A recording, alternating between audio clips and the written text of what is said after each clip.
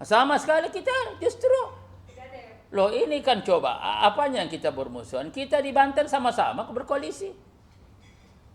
Loh kemudian misalkan di DKI Jakarta juga kemarin kita ini, tetapi pernyataannya RK hari ini kan sebagai kader Golkar sudah clear semua. Jadi nggak ada indikasi bahwa Golkar dengan PDIP bermusuhan, nggak ada.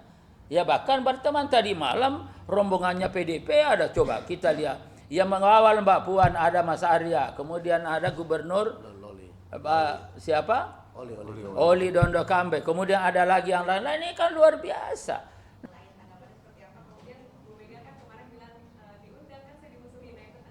Kenapa?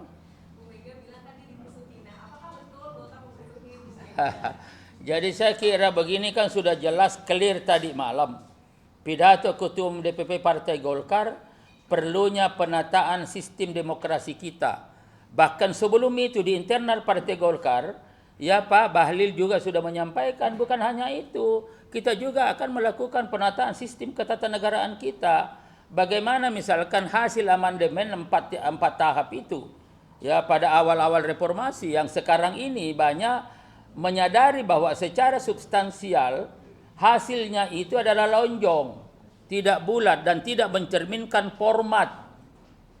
Format seperti apa? Format yang mencerminkan nilai-nilai budaya kita, yang asasnya Pancasila itu, falsafah Pancasila, asas kekeluargaan, atas kegotong royongan, solidaritas sosial, kebersamaan dan lain-lain sebagainya. Bahkan hasilnya ya sebahagian besar sudah mengakui bahwa itu berbau apa? Berbau individualisme, kemudian liberalisme, kapitalisme. Nah ini kan secara ideologis, konseptual itu kan tidak hanya berbeda tapi bertentangan dengan nilai-nilai budaya bangsa yang menjadi basis pembentukan falsafah Pancasila yang dilakukan oleh para pendiri bangsa. Nah kalau begitu masa kita biarkan? Nah oleh karena itu kata Ketua Umum ini pun kita lihat jadi penataan sistem ketatanegaraan, kemudian sistem demokrasi, ya kemudian juga sistem pemerintahan. Sekarang presidensial seperti apa jenis kelaminnya kita? Kan sekarang dan kita juga tahu semua secara konseptual ya parlementer lahir di Inggris. Ya kemudian misalkan presidensial di Amerika. Lalu Indonesia seperti apa? Ada beberapa tulisan yang mengatakan bahwa ini adalah sistem presidensial yang rasa parlementer. Ada juga mengatakan ini adalah tidak jelas jenis kelaminnya. Ya seperti misalkan kalau misalkan presidensial murni mestinya kan konsekuensinya sistem kepartaiannya harus sederhana. Tetapi ini kan dibuka sedemikian rupa sehingga agak susah. Nah ini semua nanti akan ditata dan oleh karena itu kata Ketua Umum DPP Partai Golkar harus dilakukan kajian secara mendalam, komprehensif dan terintegrasi sehingga kita tidak bisa hanya berpikir bahwa dengan pemilu hanya sekali dalam 5 tahun, pilkada juga serentak, lalu kerjanya KPU apa? Lalu kemudian ada mengatakan KPU itu adalah ad hoc. Tidak bisa secara parsial disampaikan begitu. Karena KPU sebagai penyelenggara pemilu adalah merupakan bagian integral daripada sistem pemilu kita. Dan oleh karena itu, kata Ketua Umum DPP Partai Golkar, harus dilakukan kajian secara mendalam, secara komprehensif, terintegrasi. Dan yang paling penting lagi adalah, kata Ketua Umum ini, melibatkan komponen bangsa termasuk ya insan kampus, media, ya dan juga para pengamat dan para pemikir-pemikir yang lain. Dan karena itu nanti pasti yang karena kebetulan ini di bidang saya, ya jadi wakil ketua umum bidang politik dalam negeri, itu nanti kita akan pasti ada roadshow ke daerah-daerah, ke kampus-kampus. Dan ini sudah menjadi instruksi Ketua Umum DPP Partai Golkar. Jadi kita akan ya konstruksikan suatu pemikiran, alur pikir sehingga kita proyeksikan bahwa yang kita ingin bentuk ini adalah format ideal tentang demokrasi kita yang mencerminkan nilai-nilai budaya kita, kemudian tentang sistem pemerintahan kita, tentang sistem pemilu kita yang ideal seperti apa. Nah, lalu tadi malam disetujui langsung, direspon langsung oleh Presiden. sebagai presiden tentu sebagai ketua umum Gerindra juga. Bahkan tadi malam kan teman-teman dapat mendengarkan bahwa kata Pak Prabowo ya itu bahwa seandainya bisa diputuskan hari ini kan ini sudah lengkap termasuk dari PDIP ada Mbak Puan dan tadi malam mengatakan merasa nyaman juga Mbak Puan hadir kan itu. Artinya ini ada kesepahaman ke depan sehingga ide gagasan yang disampaikan oleh Ketua Umum DPP Partai Golkar tentu kita harapkan ke depan ini terjadi perdebatan konseptual di seluruh ya elemen bangsa, bukan hanya di elit-elit politik, tapi seluruh elemen bangsa.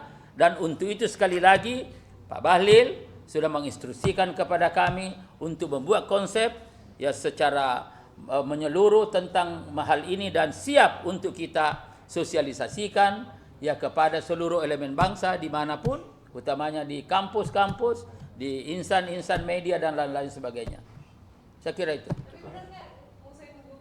Sama sekali kita justru loh ini kan coba apanya yang kita bermusuhan? Kita di Banten sama-sama berkoalisi.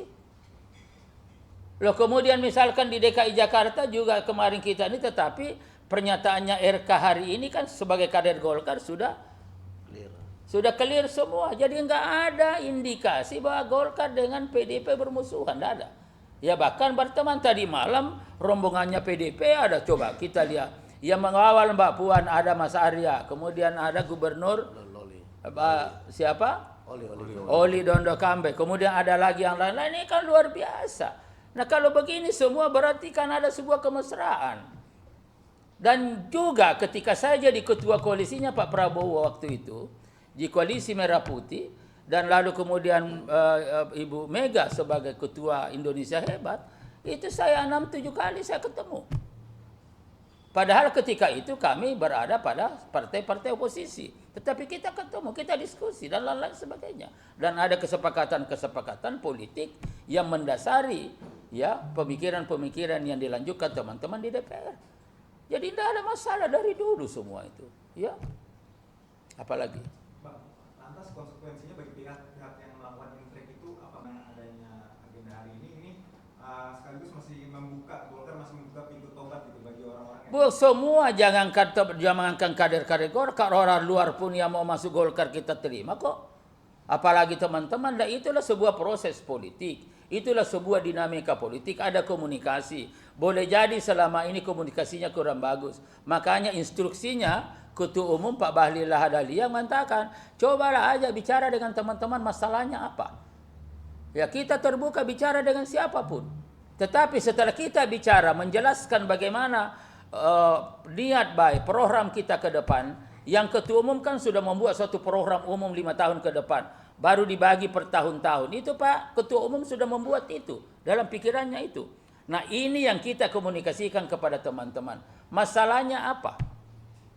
Nah tetapi setelah kita komunikasikan dan tahu masalahnya, lalu kemudian tidak mau tahu, nah tentu nanti yang bicara adalah Wakil Ketua Umum yang membidangi hukum.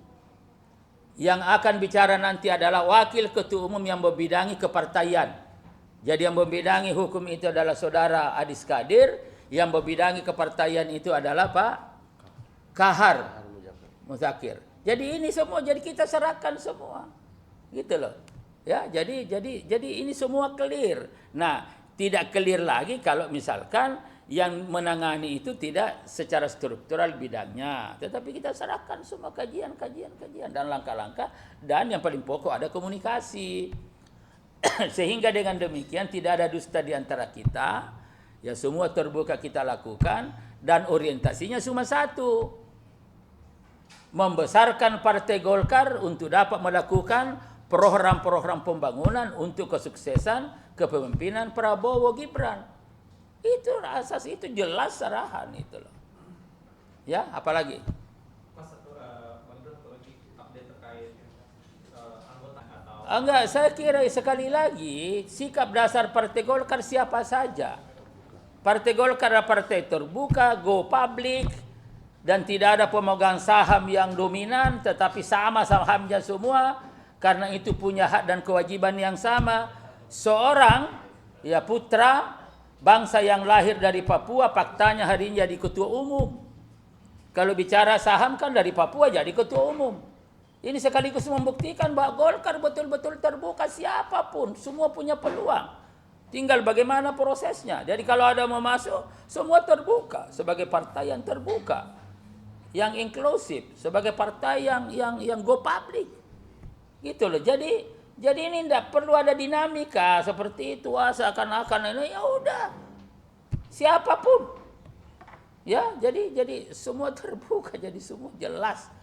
Ya. Loh kan sebelumnya kan memang baik-baik aja kan, nggak ada pernah. Ya, setiap dulu waktu presiden setiap ada acara Pak Jokowi datang. Sekarang ini komunikasi juga tetap seperti biasa dan lain-lain sebagainya. Jadi saya kira nggak ada sebuah dinamika yang perlu tetapi ya tinggal ya tentu kembali kepada siapa misalkan. Ya, misalkan Pak Jokowi bagi Golkar sekali lagi nggak ada masalah semua. Saudara sekalian, sebelum ini pidato tadi itu ketua umum di internal sudah menginstruksikan perlunya dilakukan ya begini cara berpikirnya. Berdasarkan fakta-fakta yang ada bahwa ternyata sistem kita ini itu menyisakan banyak masalah. Salah satu di antaranya kita bicara tentang sistem demokrasi. Ya, ini ternyata ini demokrasi ini sangat mahal. Dan perlu proses panjang. Ya, menyita banyak energi dan lain-lain sebagainya. Jadi seakan-akan hanya kita ngurusin begitu. Nah, apakah seperti itu? Lalu Ketua Umum DPP Partai Golkar menyatakan bahwa demokrasi pada hakikatnya adalah sebuah alat, instrumen, bukan tujuan. Tujuannya apa? Tujuannya adalah sebagaimana yang tercantum di dalam alinea keempat Undang-Undang Dasar, pembukaan Undang-Undang Dasar. Salah satu di antaranya adalah mencerdaskan kehidupan bangsa, memajukan kesejahteraan umum. Kan itu kan tujuan. Jadi nah kalau begitu berarti bagaimana kita evaluasi instrumen ini seperti apa? Misalkan pemilihan gubernur, wakil gubernur, bupati, wakil bupati, lalu wali kota, wakil wali kota dilakukan secara langsung.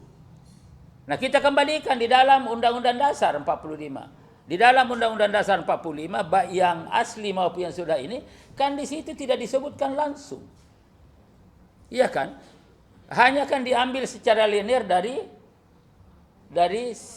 pemilih Pilpres dan lain-lain sebagainya. Nah, oleh karena itu nanti ada pilihan-pilihan, ada simulasi.